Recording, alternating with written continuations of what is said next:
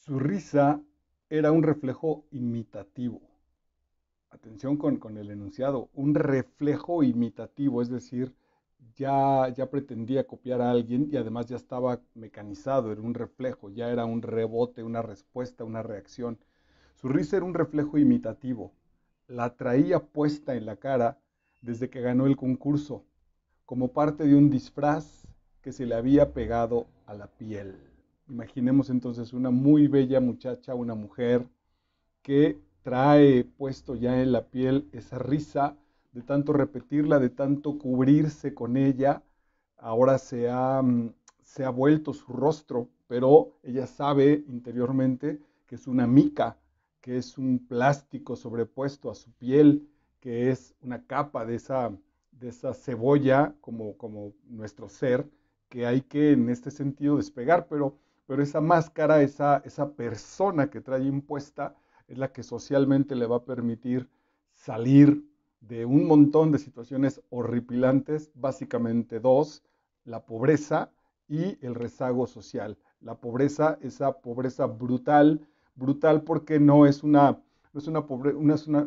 pobreza elegida, ni es una pobreza asumida en términos relativamente existenciales, no es la pobreza de San Francisco de Asís, no es la pobreza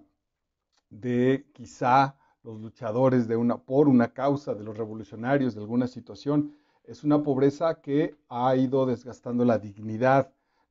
social a tal nivel que se puede empezar a creer que es una dignidad humana, la dignidad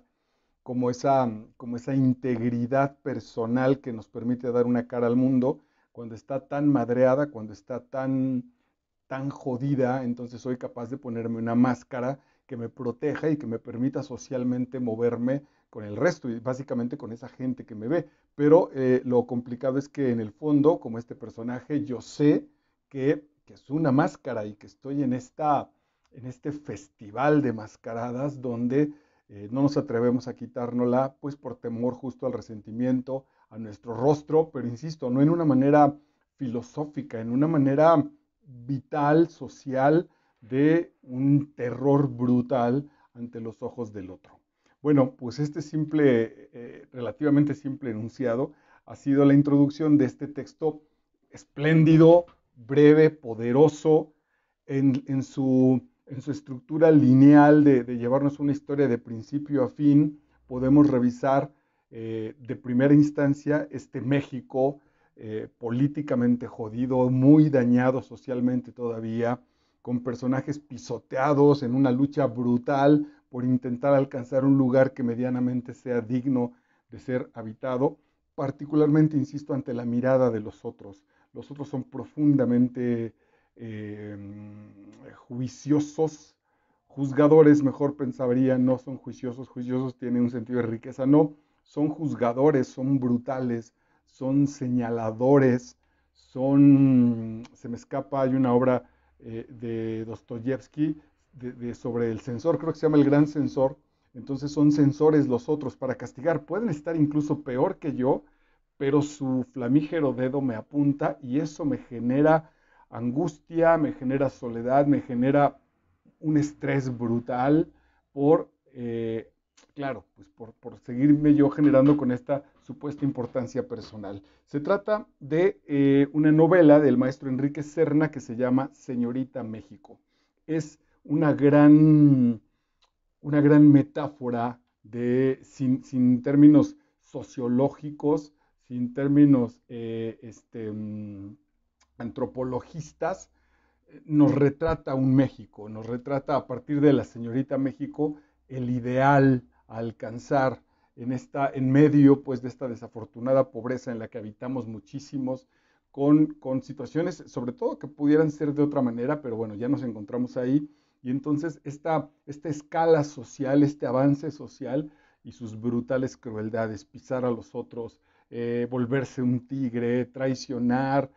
pero sobre todo mostrar una cara que no somos, que no nos representa, armar un personaje. Entonces el gran personaje, pensaríamos en los términos de alguna adolescente pues de clase media baja, como son muchísimas en nuestro país, el gran triunfo sería convertirse en señorita México y entonces esta mujer la convierten a partir del poder y de las influencias, la convierten en la señorita México y ella pretendiendo huir de una pobreza brutal, física, literal, una vez coronada, una vez con la corona puesta en sus sienes, pasa a quizá una pobreza peor, porque ahora es una pobreza que no es auténtica, ¿no? Una pobreza que si bien me permite beber en copas de cristal, que si bien me permite cubrir mis cuerpos con otras telas mucho más finas y mucho más suaves, no alcanza no es lo suficientemente suave como para que no deje de raspar mi interior y sobre todo saber que, eh, es decir, pues que estoy metido en una burbuja, que tengo una mica sobrepuesta a mi piel, ¿no? Pensaría ahorita si me dieran a elegir entre usar las gafas más caras que haya en el mercado, las más lindas de oro, de lo que ustedes quieran, o, o tener una vista sana al 100%, sin duda preferiría yo una vista sana al 100%, y sin embargo habría quien dijera, bueno, pues no es para tanto y a lo mejor estos lentes me vendrían bien y me colocan en otro nivel. Si la gente de pronto se da cuenta que estoy usando los lentes más caros del mundo, socialmente le puedo sacar jugo. Entonces quizá valdría la pena mantenerme con mi miopía o con lo que sea, con tal de generar esa máscara social que me permita moverme en diferentes niveles. Sobre eso va Señorita México de Enrique Serna. Enrique Serna nació el 11 de enero de 1959 en la Ciudad de México, actualmente tiene 63 años y aquí lo descubrimos relativamente hace poco, apenas hace 2 o 3 videos, trabajé para ustedes La fruta verde, un texto también maravilloso, ligeramente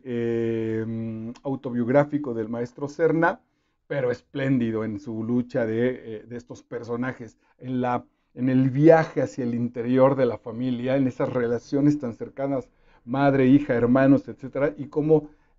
una vez hecha la explosión ahí nuclear, justo en ese núcleo es precisamente, entonces las oleadas sacuden toda la sociedad mexicana, todo lo que somos y nos vemos perfectamente reflejados ahí. También en Señorita México, si bien en mi caso como varón no podría ser Señorita México, sin duda también insisto, este avance por el prestigio, por una mejor posición económico-social, sin duda se puede lograr mucho más rápido a base de disfraces. La autenticidad en muchos sentidos no es ningún recurso que pueda enriquecernos, ¿no? Por otro lado, más bien en una sociedad donde todos jugamos a lo falso,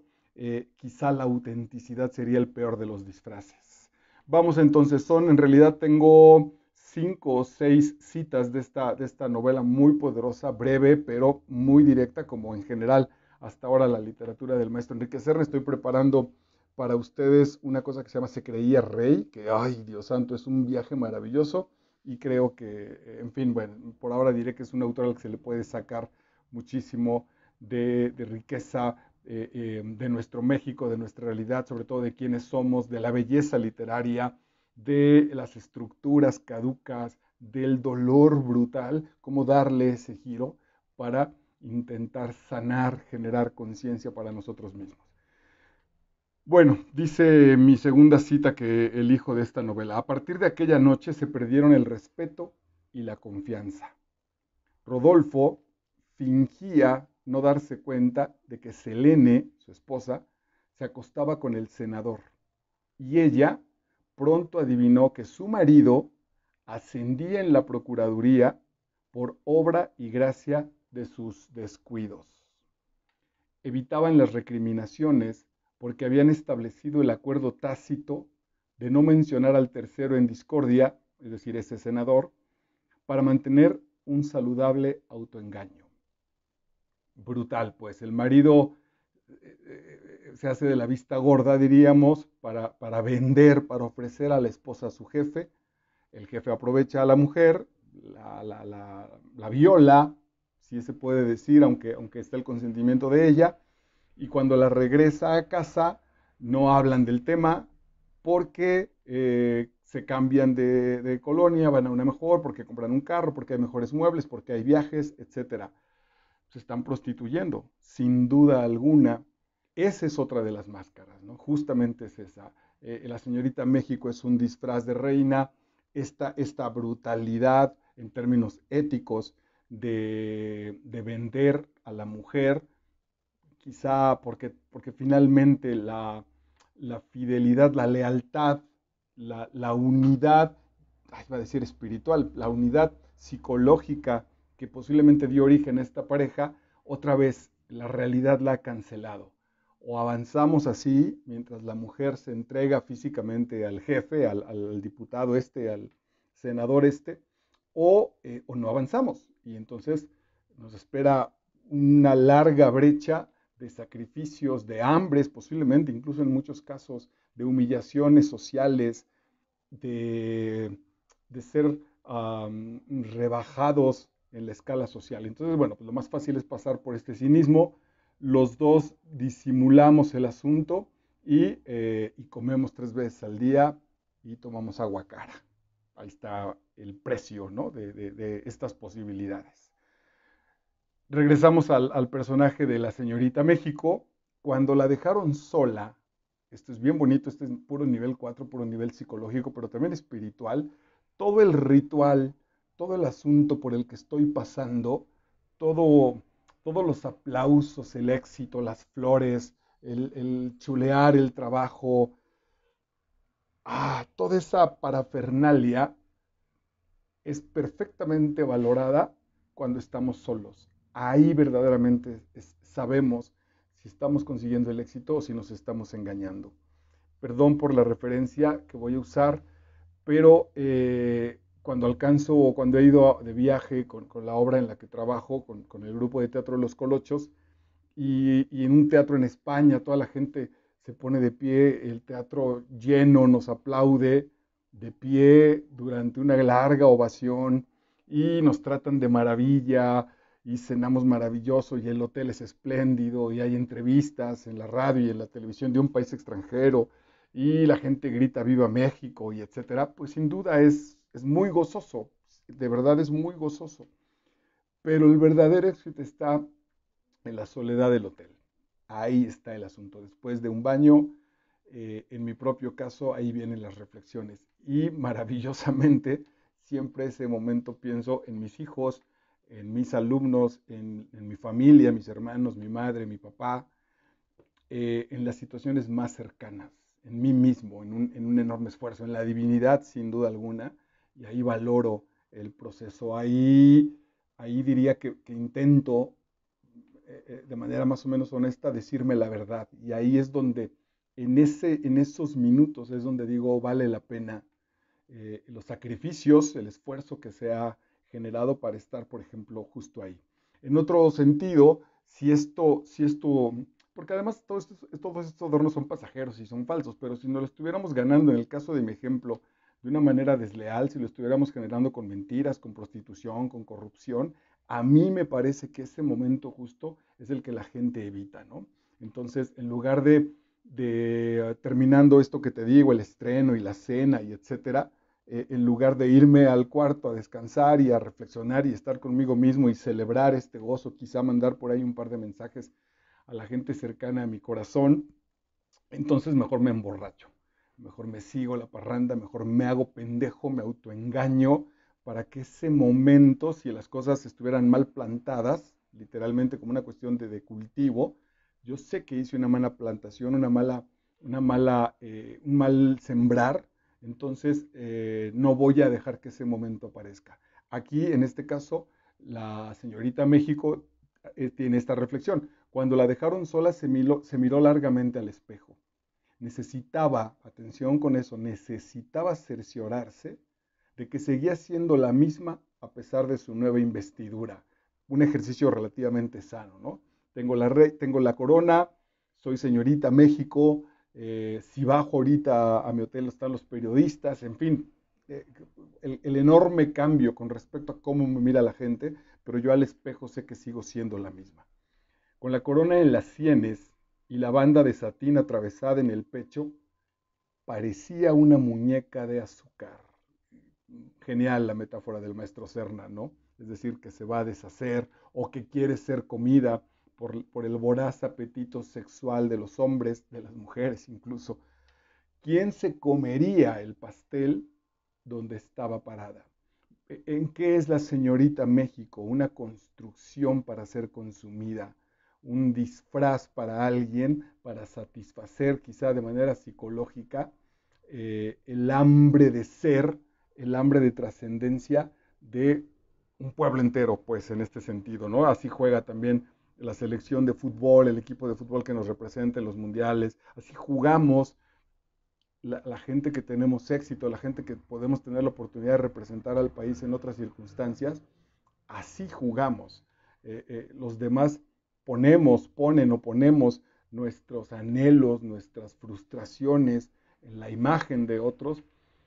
pero que solo van a ser presentes y solo van a valer en tanto estén ahí. Porque aquí el asunto como los presidentes en nuestro país o como justo como la señorita México, una vez acabado su reinado es absolutamente nadie. Posiblemente pueda estar moviéndose a partir de su historia, que debe ser en ese sentido bastante difícil de superar, ¿no? ¿Quién después de ser señorita México ha logrado ser algo más que señorita México? Pensaría que por cierto no fue ella. Hace muchos años, yo todavía estaba casi niño, eh, hubo un concurso justo de señorita México y ganaron un par de mujeres muy guapas, sin duda, Felicia Mercado y Elizabeth Aguilar. Felicia Mercado fue señorita México y las dos se convirtieron, digamos pues, en actrices, pero jamás consiguieron dar ese siguiente paso, ¿no? Su carrera ni con mucho dio el paso de superar, de decir, ok, mi carrera como actriz, no sé si a nivel familiar, no tengo el dato, pues, ojalá lo hayan conseguido, hayan logrado sentirse plenas, satisfechas, o cuando menos socialmente jamás alcanzaron otro nivel que el que lograron en Señorita México. Entonces puede ser muy complicado pensar que a los 20, 21, 22 años estuviste en el top de los ojos de los demás y el resto de tu existencia lo que se te nota es el desgaste, esta vieja melancolía, es decir, debe ser interesante, sin un camino sólido espiritualmente, sin un camino sólido psicológicamente, ¿qué sentirá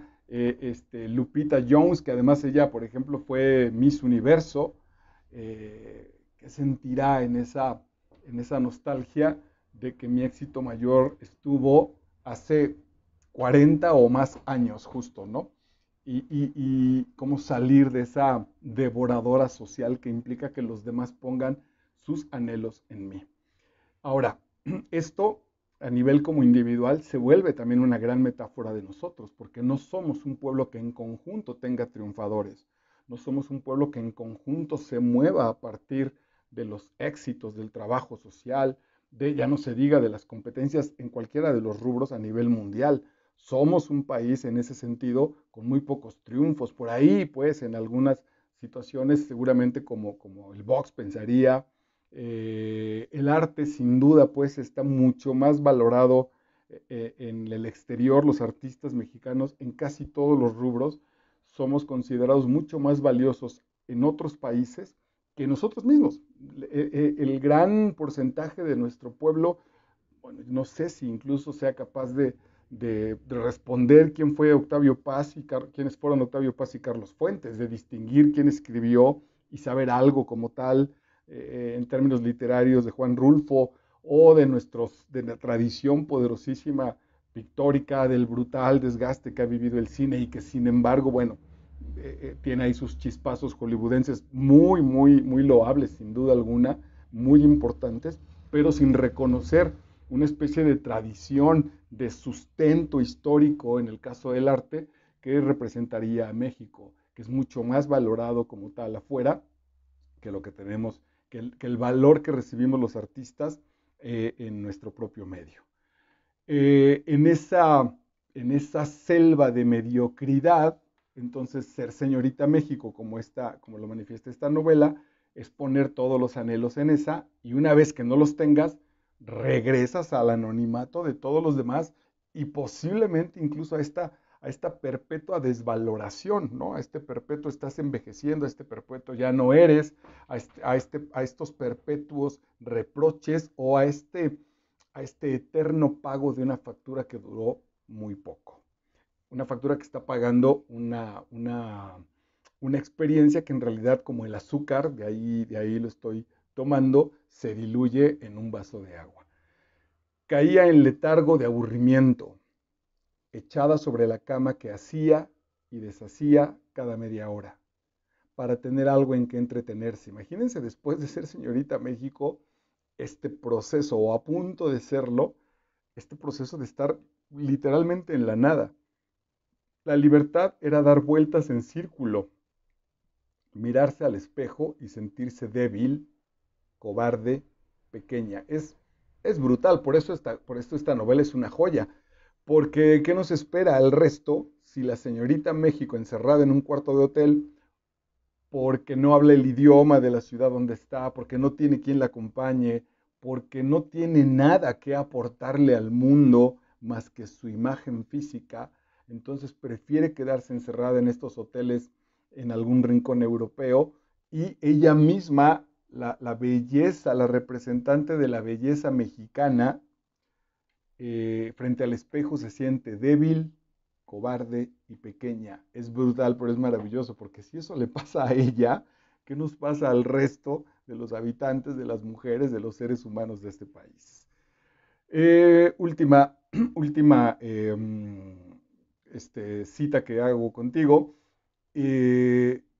y bueno, pues la invitación a que vayas y conozcamos pues la literatura del maestro Serna, seguramente la ubicas, y pensar, quiero apuntar en esta brevedad, que en este sentido, esta brevedad cobra poder, no, no por la extensión de la obra vale más o vale menos, sino justo en este compacto tiene una potencia nuclear muy fuerte esta novela, Señorita México de Enrique Serna. Bendijo la ruptura que la vengaba de Everardo, de su padre, del tocadiscos y de los hijos de la portera. Hizo el amor con Arturo, pero sobre todo, este es brutal, sobre todo contra ellos. Hizo el amor contra los hombres, contra el actual y contra todos sus traumas y todos sus recuerdos, incluso el tocadiscos, porque la música lo lleva, genera estas conversaciones, refleja estas conversaciones de dolor que ella ha tenido con los hombres, que la han convertido en señorita México, que esto es también brutal, terrible. Puedo llegar a ser señorita México otra vez, soy la número uno en la belleza de un país, pero no me aman, no me siento amada. E incluso ahí mismo diría, mientras más subo de nivel, peor es la sed de los lobos que quieren alcanzarme. Tremendo. Hizo el amor con Arturo, pero sobre todo contra ellos, tomando por asalto la única felicidad que no podían arrebatarle y la satisfacción de hacerles daño. Ah, queridos y queridas, en aras del amor, en aras de la belleza, ¿cuántas veces nos hemos enfrentado a, a esta, a esta muñeca por su belleza, pero de uñas terribles, ¿no? De uñas que desgarran la piel, de uñas que intentarán atravesar por el rencor de una situación que como tal, pues en el presente o en la historia de nuestra relación nosotros no hemos provocado, por heridas que vienen desde muy atrás, ¿no? Por la violación de los hijos de la portera, por Everardo, su primo, que la traicionó, que la abandonó, que la embarazó y después no se hizo responsable, que el cabrón con muy pocos se casó con la fácil, se casó para escapar, se huyó de ella, no tuvo el valor de vivir una aventura, de escapar, de vivir el si nos dejan, te llevo a las nubes, ¿no? Sino pues de asumir su condición de mexicano, tristón, agachado, jodido, y esta mujer entonces que se eleva hasta lo más alto de la montaña en términos de convertirse en señorita México, no va vacía, va cargada de rencor, va cargada de frustración, va cargada de venganza. Por eso dice, hizo el amor con Arturo, pero sobre todo contra ellos, tomando por asalto la única felicidad que no podían arrebatarle, y la satisfacción de hacerles daño contribuyó tanto como el placer físico a que su cuerpo ardiera como una luz de bengala. Eh, en el laberinto de la soledad que aquí tenemos trabajado, Octavio Paz habla de esta afición que tenemos, o que tienen, porque en particular a mí no me gusta casi nada, que tenemos los mexicanos de la pirotecnia, pero de la pirotecnia simple, de los simples cohetes en la calle, de las palomas y los bombazos que se escuchan en las calles en nuestras fechas importantes. Pero estos cohetes pueblerinos que se elevan y estallan en el cielo, dice Octavio Paz, vendrían a ser como nuestras esperanzas, como el chiflido del borracho a media rola de los mariachis, como este grito, esta queja quebrada, aguda, casi feminoide, en el mejor de los términos, del macho mexicano quebrado, rasgado en su corazón, pero arrinconado en una cantina. Porque para eso nos da nuestra expresión, nuestra gran expresión de frustración que no terminamos por aceptar, porque aceptarla sería sentirnos derrotados, sabernos violados, sabernos y asumirnos como hijos de la chingada, de la que se chingaron. No lo vamos a permitir nuestro pequeño y frustrado ego, y lo vamos a justificar con la hombría, es decir, puedo amanerarme de tal manera porque mi hombría no se siente trastocado con tal de sostenerla, con tal de intentar a veces ya de manera francamente ridícula mantenerme en esa estructura de macho, ¿no? Esta señorita México que la ve la televisión, que la ve el país entero, que le va a transformar la vida, en el fondo siente desde el primer momento cómo la máscara le transforma el rostro, le genera una sonrisa que no se puede sacar, que es esa sonrisa que va a quedar ahí pegada, que va a quedar como el bufón de la serie de Batman, que por dentro está quebrado, pero por fuera está esa sonrisa semi burlona, semi alegre, casi como algo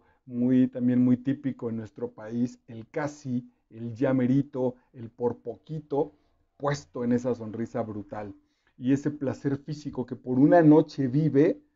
ella sabe que no se puede sostener porque ese placer físico, como esa posible conciencia psicológica y como esa posible conciencia espiritual está basada en el rencor, en la venganza, y alumbrará y brillará lo que una luz de bengala.